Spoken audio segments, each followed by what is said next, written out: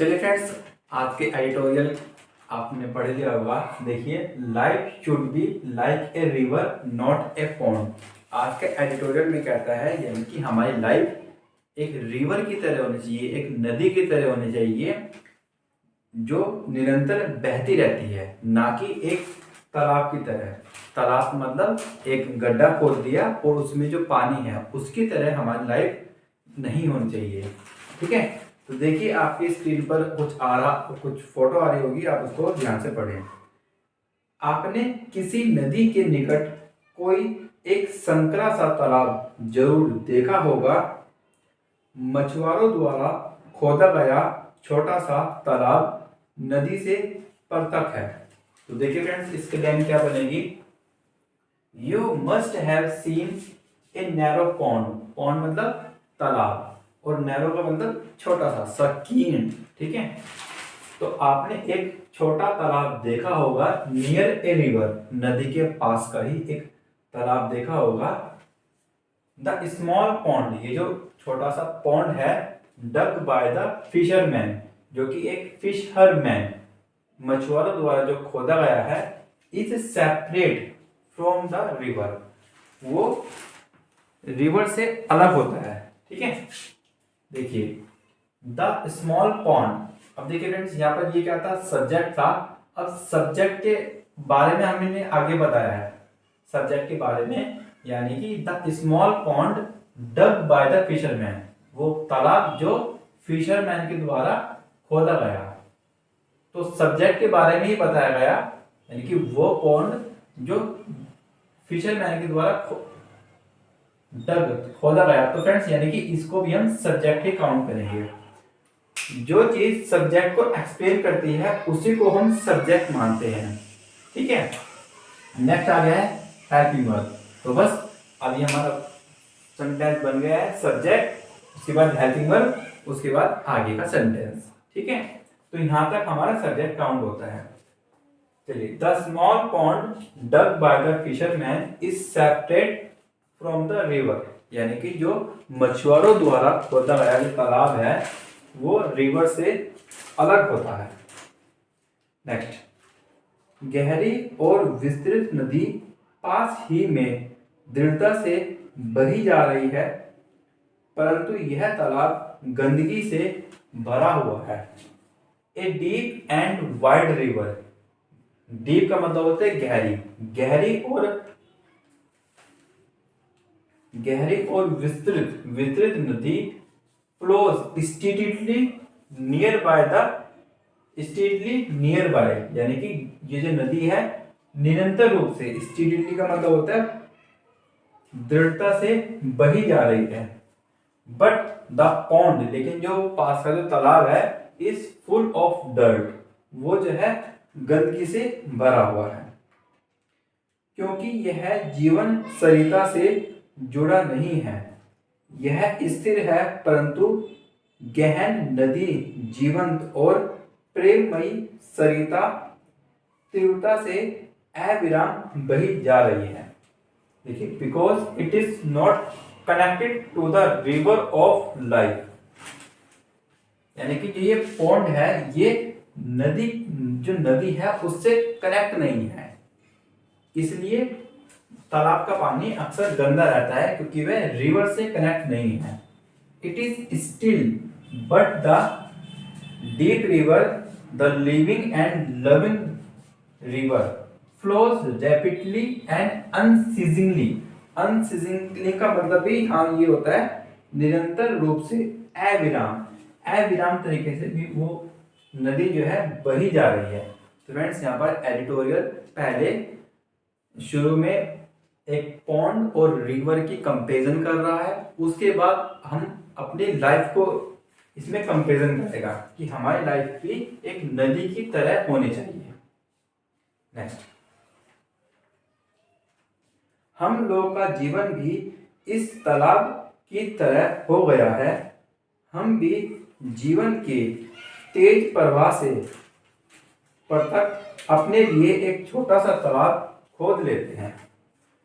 Our lives have also become like this, यानी कि हमारी जिंदगी भी है वो इस पॉन्ड की तरह होगी है, लाइक दिस पॉन्ड। V2 यानी टू का मतलब होता है भी, यानी कि हम भी separate from the fast flow of life, यानी कि जो लाइफ है उससे हम कहीं ना कहीं अलग हैं आज के समय में।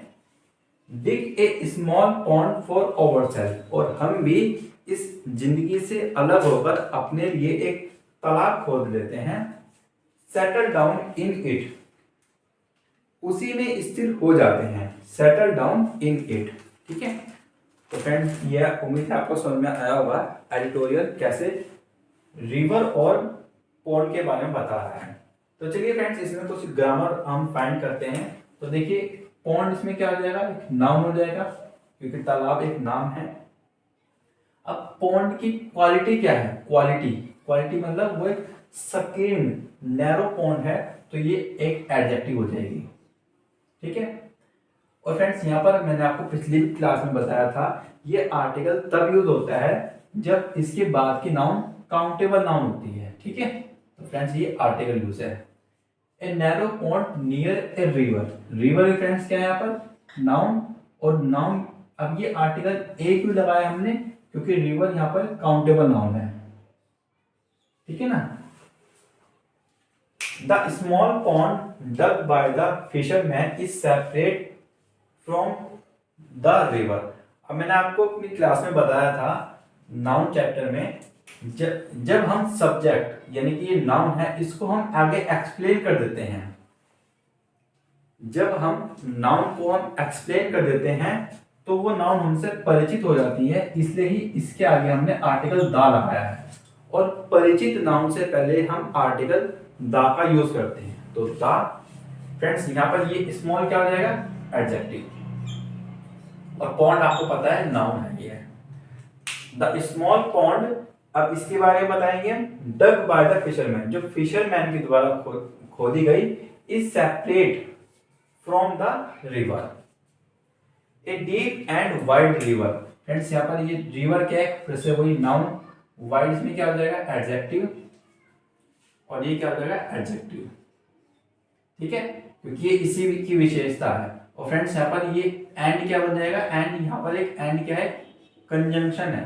तो कंजंक्शन आपने पढ़ा होगा, दो सेंटेंस को, दो नाउन को, दो प्रोनाउन को या फिर दो एडजेक्टिव को जोड़ता है, तो उसको हम कंजंक्शन बोलते हैं, ठीक है। अब आप जब एग्जाम एरर देता है तो फ्रेंड्स वो यहाँ पर भी एक आर्टिकल का यूज करता है, ए, ठीक है, ध्यान से समझना। A deep and a wide river, ऐसे एग्जाम में एरर बनता है, लेकिन यहाँ पर ए का आर्टिकल का यूज नहीं होगा।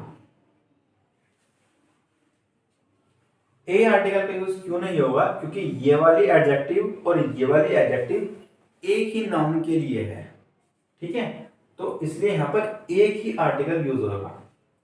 तो a river and wide river flows steadily near by, friends यहां पर क्या है, वर्ब, और वर्ब यानी कि बहती है, कैसे बहती है, वो स्टीडीली, यानी कि वर्ब की विशेषता बता रहा है कि जो गहरी जो नदी है वो बहती है स्टीडीली, दृढ़तापूर्वक। तो फ्रेंड्स यहाँ पर ये एडवर्ब है, जो वर्ब की विशेषता बताता है उसको हम एडवर्ब बोलते हैं, और वैसे भी इसके बाद एलवाई का यूज हो रहा है तो इसलिए हम इसको एडवर्ब काउंट करते हैं। Steadily near by, but the pond is full of dirt, pond यहाँ पर हो जाएगा नाउन, लेकिन जो पॉन्ड है वो डर्ट से भरा है, because it is not connected. यहाँ पर इट एक प्रोनाउन है, जो इस नाउन की रिपीटिशन को इस रोकने के लिए हमने इट का यूज किया है, क्योंकि पॉन्ड एक नॉन लिविंग थिंग है तो हमने वहां पर इट का यूज किया है। इट क्या है यहाँ पर, एक pronoun.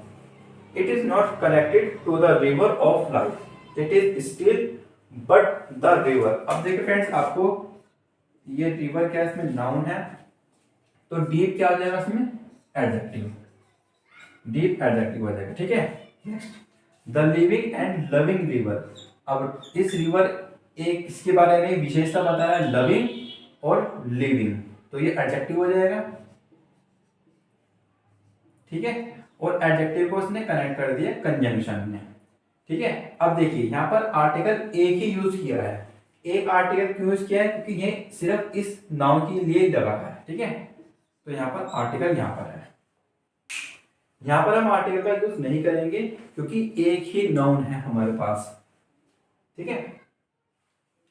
The loving river flow rapidly and unceasingly, तो ये भी हमारी एडवर्ब हो जाएगी और ये भी एडवर्ब हो जाएगी। और यहां से आपको पता लग रहा होगा कि जो कंजंक्शन एंड होता है वो दो एडवर्ब को भी कनेक्ट करता है। कंजंक्शन जो है दो एडवर्ब को भी कनेक्ट करता है। Our lives have also become like this pond। ठीक है, थोड़ा सा और अगर गहराई में पढ़ेंगे आप ग्रामर को तो ये नाउन हो जाएगी। और फ्रेंड्स ये दिस एक एडजेक्टिव है, डेमोन्स्ट्रेटिव एडजेक्टिव। हमने आपको बताया था अपनी क्लास में कि दिस, दैट, दोस ये सब डेमोन्स्ट्रेटिव एडजेक्टिव होती है। We too separate from the fast flow of life, dig a small pond for ourselves। ठीक है, यहाँ पर ये पॉन्ड क्या है? नाउन है, ये एडजेक्टिव है और ये ए यूज क्यों किया है? क्योंकि ये काउंटेबल नाउन है।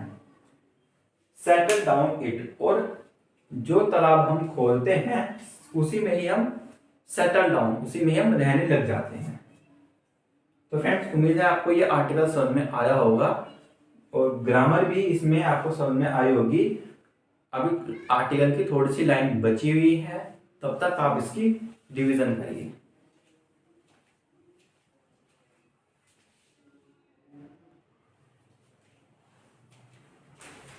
चलिए फ्रेंड्स नेक्स्ट एडिटोरियल में हम देखते हैं उसी स्थिरता को, उसी शय को हम जीवन मान बैठे हैं।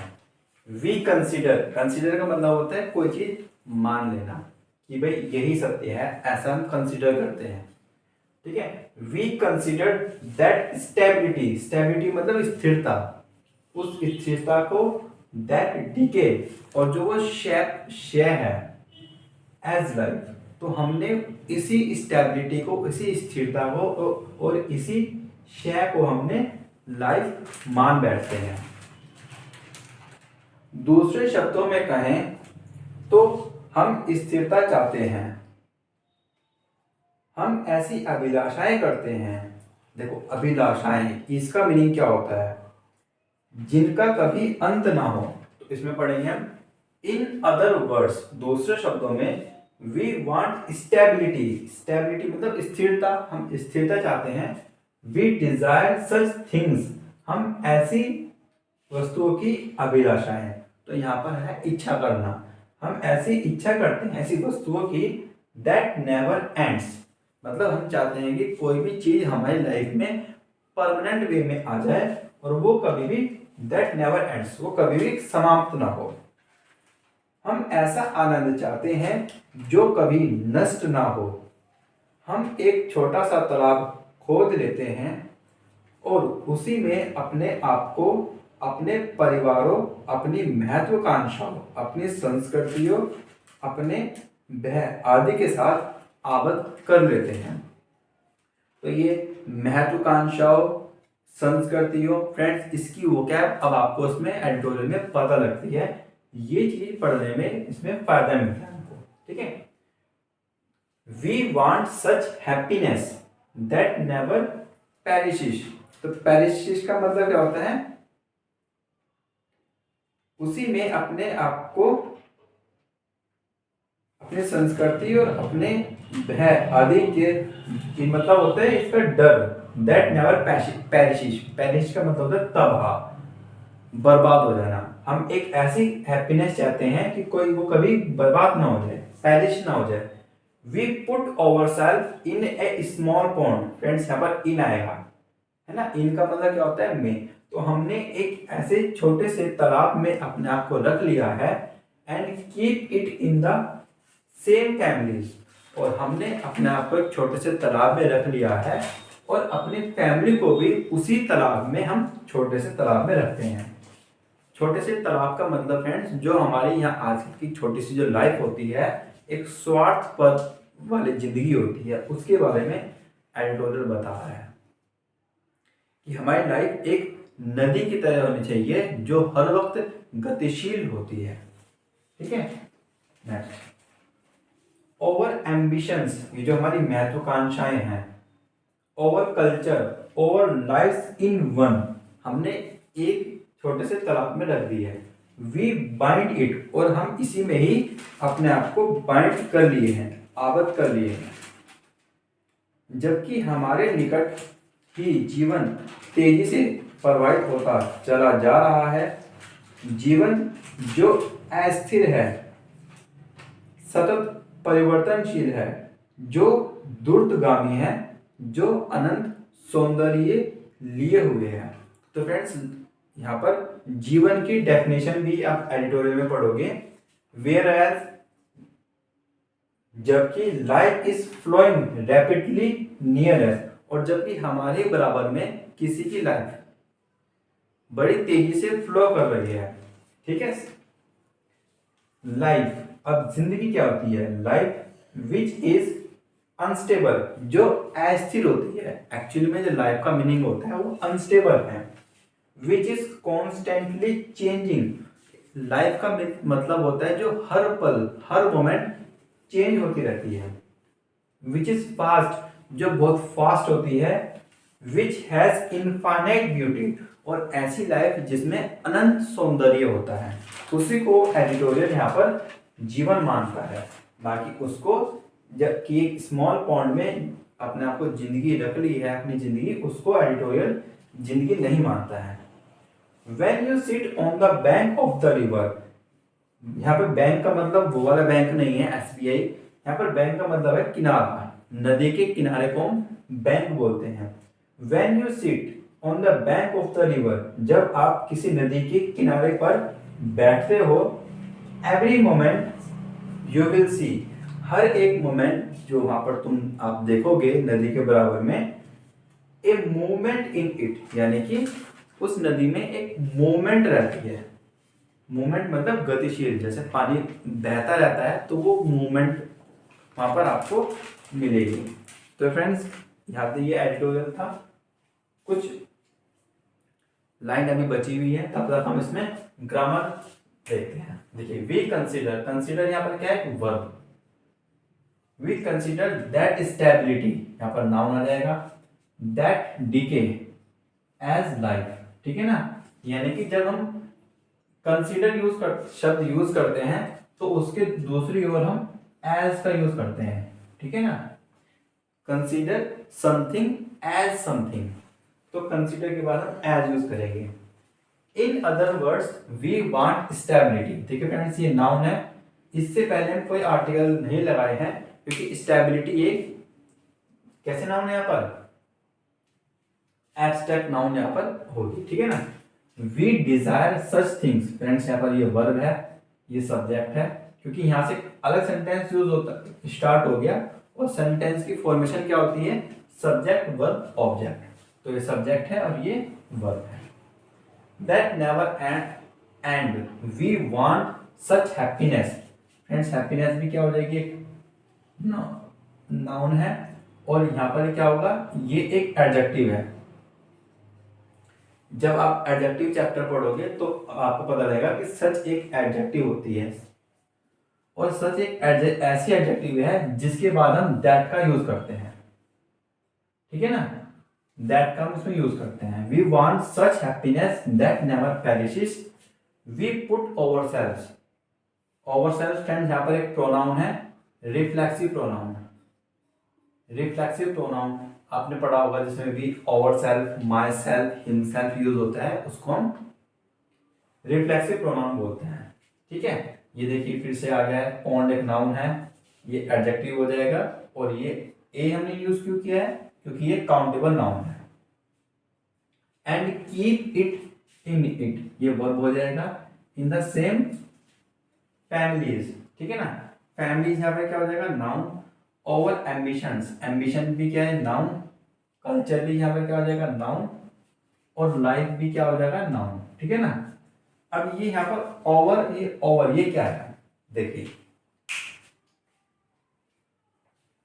ओवर लाइफ यानी कि हमारी जिंदगी, हमारी लाइफ, ओवर कल्चर हमारा ये सभ्यता, ओवर एम्बिशन हमारी महत्वाकांक्षाएं। तो यानी कि यहाँ पर जो लाइफ है इस वक्त हम किसकी है, ये हमारी है। तो फ्रेंड्स यहाँ पर ये भी एडजेक्टिव हो जाएगा, और ये एडजेक्टिव कैसी है, पॉजेसिव। पॉजेसिव एडजेक्टिव यानी कि जब किसी भी नाउन पर अधिकार हो जाता है, यानी कि यहाँ पर ये लाइफ कैसी है, हमारी लाइफ है, तो हमारा अधिकार है, तो ये पॉजेसिव एडजेक्टिव है। We bind it with fear whereas life is flowing rapidly। ये देखिए फ्रेंड्स यहाँ पर वही ये क्या हो जाएगा, एडवर्ब नियर अस।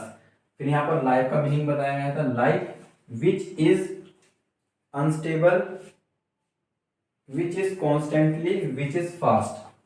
ठीक है ना। ये देखिए यहाँ तक का ये जो बात है ना, ये एक यूनिवर्सल ट्रूथ है। यूनिवर्सल ट्रूथ यानी कि लाइफ एक ऐसी होती है जो अनस्टेबल होती है, कॉन्स्टेंटली चेंजिंग, जो निरंतर चेंज होती रहती है। तो आपने एक रूल में पढ़ा होगा, जब भी एक ऐसी नाउन जो यूनिवर्सल ट्रूथ होती है, तो उसके आगे, उससे पहले हम आर्टिकल का यूज नहीं करते। जैसे मैन इज मॉर्टल, मैन इज मॉर्टल, तो मैन जो मनुष्य है वो मृत शरीर है, एक यूनिवर्सल ट्रूथ है, तो मैन से पहले हम आर्टिकल का यूज नहीं करेंगे। इसी प्रकार हम यहाँ पर भी कोई आर्टिकल का यूज नहीं करेंगे। ठीक है। When you sit on the bank of the river, जब आप किसी नदी के किनारे बैठते हो, every moment you will see a movement। नदी में एक मूवमेंट, हर वक्त आप मूवमेंट को मेजर करोगे। तो ये फ्रेंड्स आपका एडिटोरियल था, कुछ लाइन अभी और बची हुई है, आप तब तक इसकी रिवीजन करें।